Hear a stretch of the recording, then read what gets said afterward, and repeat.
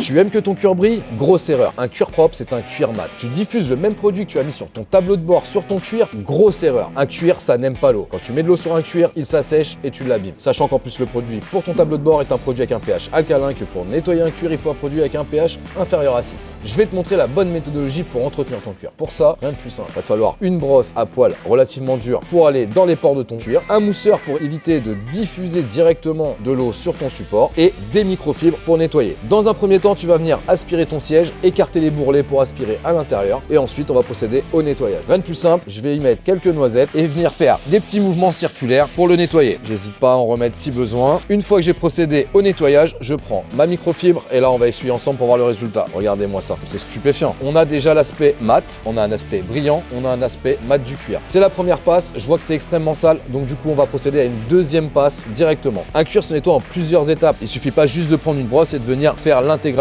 On va travailler par segment, on va segmenter les zones et vous allez voir qu'au deuxième passage, je vais encore récupérer de la crasse. Donc on va rester sur la même ligne, on n'hésite pas à frotter, il n'y a aucun risque pour le cuir. Donc un intérieur cuir sur un véhicule lambda qui n'a jamais été fait, vous pouvez compter 2-3 passages. Donc une bonne demi-journée de travail pour un intérieur complet fait correctement. Donc là, je vais prendre un côté propre sur ma microfibre et on va réessuyer au deuxième passage. Vous voyez le résultat? Il est toujours pas propre. Imaginez donc le temps que ça prend de faire un intérieur réellement correctement et complet. Une fois que vous aurez terminé cette étape-là, je vous invite à vous abonner pour suivre l'étape numéro 2 qui consistera à nourrir le cuir. Si tu as une autre méthodologie pour entretenir tes cuirs, si tu veux que je teste des produits pour toi, n'hésite surtout pas à me la mettre en commentaire. Et en attendant, je vous dis à bientôt.